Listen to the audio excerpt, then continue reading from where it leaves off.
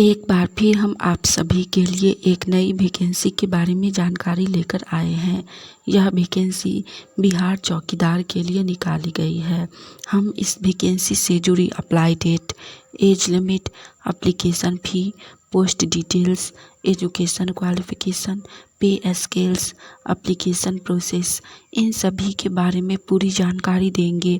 तो अगर आप भी इस वैकेंसी के लिए फॉर्म अप्लाई करना चाहते हैं तो जानकारी को ध्यानपूर्वक सुनिए और वीडियो में लास्ट तक बने रहिए, जिससे कि फॉर्म अप्लाई करते समय आपसे किसी भी प्रकार का कोई भी मिस्टेक ना हो। तो चलिए सबसे पहले हम लोग जानते हैं बिहार चौकीदार वैकेंसी से जुड़ी अप्लाई डेट के बारे में।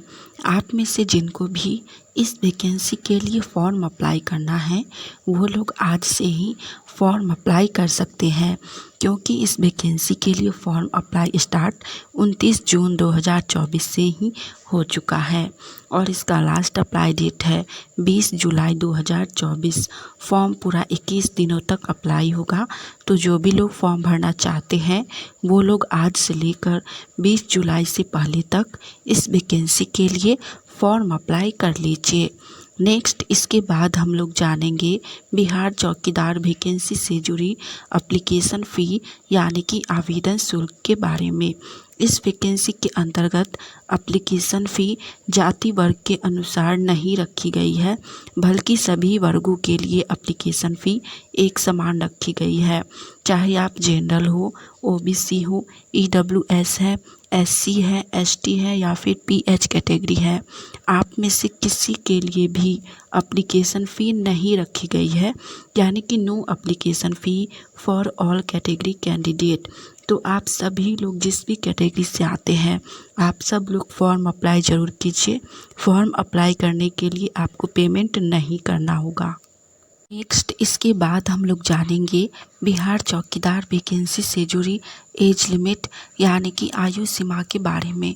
इस वैकेंसी के अंतर्गत एज लिमिट जाति वर्ग के अनुसार अलग अलग रखी गई है, यानी कि कुछ वर्गों को एज लिमिट में छूट भी दी गई है। सभी वर्गों के लिए मिनिमम एज यानी कि न्यूनतम उम्र 18 वर्ष रखी गई है और जनरल कैंडिडेट मेल के लिए अधिकतम उम्र यानी कि मैक्सिमम एज 37 वर्ष रखी गई है। बीसी ईबीसी मेल और फीमेल दोनों के लिए मैक्सिमम एज 40 वर्ष रखी गई है। जनरल फीमेल के लिए भी मैक्सिमम एज 40 वर्ष रखी गई है और एससी एसटी मेल और फीमेल दोनों के लिए अधिकतम उम्र 42 वर्ष रखी गई है, यानी कि जनरल कैंडिडेट 18 से 37 वर्ष के बीच जो भी हैं फॉर्म भर सकते हैं। बीसी ईबीसी 18 से 40 वर्ष तक फॉर्म अप्लाई कर सकते हैं और एससी एसटी 18 से 42 वर्ष तक फॉर्म अप्लाई कर सकते हैं। इस वैकेंसी के अंतर्गत मैक्सिमम एज बहुत ज़्यादा है, तो आप में से जिनका भी एज अभी बचा हुआ है वो लोग फॉर्म अप्लाई ज़रूर कीजिए, क्योंकि यह बिहार की वैकेंसी है और इस वैकेंसी के अंतर्गत आपको जॉब में ही बिहार के ही किसी ज़िला में पंचायत में दी जाएगी। तो आप लोग फॉर्म अप्लाई ज़रूर कीजिए। नेक्स्ट इसके बाद हम लोग जानेंगे बिहार चौकीदार वैकेंसी से जुड़ी पे स्केल्स यानी कि पर मंथ सैलरी के बारे में, मासिक वेतन के बारे में। यह वैकेंसी चौकीदार के लिए निकाली गई है और इसके अंतर्गत आपको लेवल 1 के अकॉर्डिंग सैलरी दी जाएगी। इस वैकेंसी में सैलरी बहुत ही अच्छी है, तो आप लोग फॉर्म अप्लाई कर सकते हैं। अगर आप सभी को हमारी ये जानकारी अच्छी लगी, यूजफुल लगी, तो वीडियो को लाइक कीजिएगा। साथ ही आप लोग गवर्नमेंट जॉब की तैयारी कर रहे हैं और आने वाली ऑनलाइन या ऑफलाइन सभी प्रकार की वैकेंसी की जानकारी सबसे पहले जानना चाहते हैं तो चैनल को सब्सक्राइब करके नोटिफिकेशन ऑन कर लीजिए, जिससे कि हम एक नई वैकेंसी की जानकारी लेकर आएँ तो वो सबसे पहले आप तक पहुँचे और आप उस वैकेंसी के लिए फॉर्म अप्लाई करके जॉब की तैयारी कर सके। चलिए इसके बाद हम लोग जानते हैं बिहार चौकीदार वैकेंसी से जुड़ी एजुकेशन क्वालिफिकेशन यानी कि शैक्षणिक योग्यता के बारे में। इस वैकेंसी के लिए शैक्षणिक योग्यता सिर्फ और सिर्फ 10वीं पास रखी गई है, प्लस में आपको साइकिलिंग आना चाहिए, यानी कि आप जो लोग साइकिल चलाना जानते हैं और 10th पास हैं वो लोग इस वैकेंसी के लिए फॉर्म अप्लाई कर सकते हैं। तो आप में से जो भी लोग इस बार 10वीं पास किए हैं या फिर पहले से 10वीं पास हैं और साइकिलिंग आता है, वो लोग इस वैकेंसी के लिए फॉर्म अप्लाई ज़रूर कीजिए। यह बहुत ही अच्छी वैकेंसी है। नेक्स्ट इसके बाद हम लोग जानेंगे बिहार चौकीदार वैकेंसी से जुड़ी इम्पोर्टेंट डॉक्यूमेंट के बारे में, यानी कि फॉर्म अप्लाई करते समय आपके पास क्या क्या डॉक्यूमेंट होने चाहिए। तो सबसे पहला डॉक्यूमेंट है शैक्षणिक प्रमाण पत्र, यानी कि 10th का मार्कशीट और 10th का मूल प्रमाण पत्र जो आपके पास आउट होने के 2 साल बाद दिया जाता है, दोनों होना चाहिए। नेक्स्ट डॉक्यूमेंट आता है आपका, वो है निवास प्रमाण पत्र।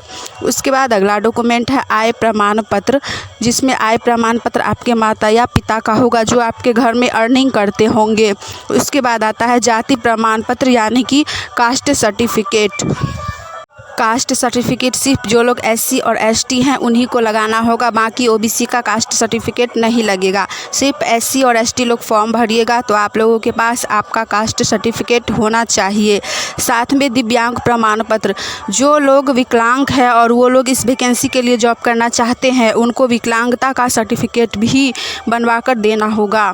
नेक्स्ट आता है, साथ ही जिसके परिवार से जो लोग आर्मी में हो, यानी कि स्वतंत्रता सेनानी से संबंधित कोई भी जॉब किए हुए, उनके पोता नाती पुत्री या फिर बेटा जो भी लगते हैं और वो जॉब कर रहे हैं, तो उनके पास जो लोग जॉब कर रहे हैं उनका सर्टिफिकेट भी होना चाहिए, यानी कि स्वतंत्रता सेनानी का सर्टिफिकेट होना चाहिए।